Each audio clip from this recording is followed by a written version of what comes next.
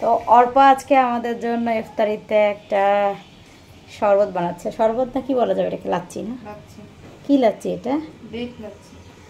মানে হচ্ছে খেজুর। তো খেজুরগুলোকে দেখলাম ছোট ছোট করে ধুয়ে নিয়ে ছোট ছোট করে পিস করলো। এরপর হচ্ছে এখানে কয়টা কলা দিলা?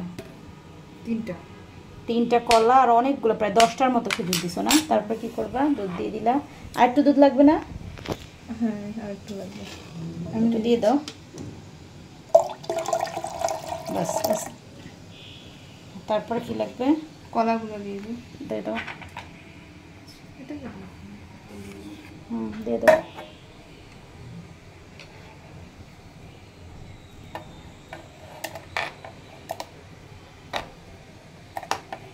এটা ভালো লাগবে যদি ঠান্ডা ঠান্ডা কেউ খায়, কিন্তু আমরা এটা আইস ইউজ করবো না, কারণ আমাদের বাসায় সবারই একটু ঠান্ডার প্রবলেম না।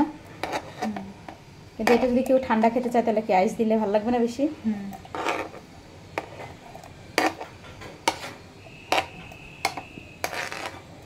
পাউডার খেজুরগুলো দিয়ে দিই। মেন ইনগ্রেডিয়েন্টস এটাই, খেজুর। যেহেতু বলা হয়েছে খেজুরের লাচ্ছি না, আসলে খেজুরটা দেওয়া হচ্ছে এই কারণে যে এটা হচ্ছে আমাদের কি, এটা তো অবশ্যই খাওয়া ভালো। আর সবচেয়ে বড় কথা আমরা চিনিটা ইউজ করতে চাচ্ছি না, এই জন্য হচ্ছে এটা। এরপরে পাউডার মিল্ক দিবা নাকি? অল্প একদম।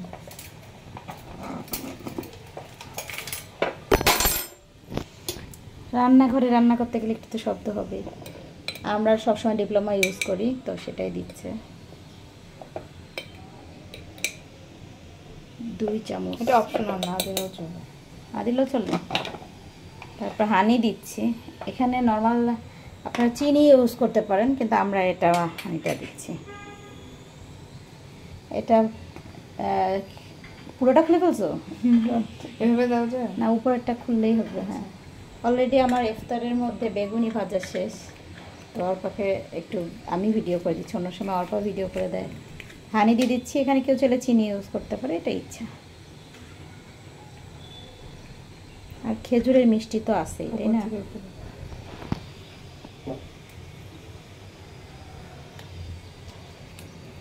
এরপর এটা কি ব্লেন্ড করতে হবে? আর কিছু দিতে হবে না?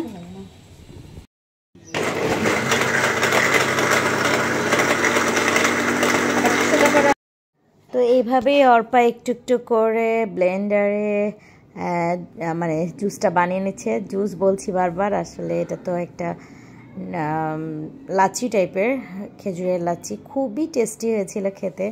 তো ও করতে চাইলো, আর আমিও বললাম যে ঠিক আছে, কারণ একটু একটু করে কাজ করলে আসলে ভালো লাগে। আর ও যে এত মজা এটা বানাবে, আসলে খাওয়ার পর আমরা সবাই অবাক। আর অনেক মজাও হয়েছে, এটাতে অনেক স্বাস্থ্যকর।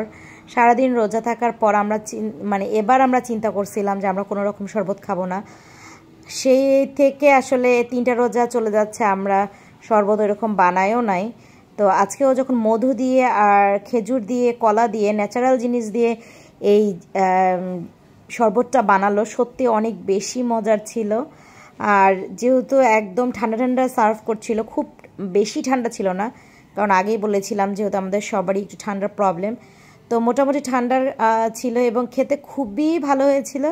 আপনারাও ট্রাই করতে পারেন অর্পার এই মজাদার ড্রিঙ্কসটা, আর কেমন হয় সেটাও আমাদের সাথে শেয়ার করতে পারেন। আর এই তো অর্পা ঢেলে দিচ্ছে সবার জন্য, আর এখনই আজান দিয়ে দিবে। আজকে এটা দিয়ে আমরা ইফতারটা শুরু করব। খেজুর আছে, কলা আছে, আলহামদুলিল্লাহ আরও একটা রোজা সুন্দরভাবে কেটে গেল আমাদের।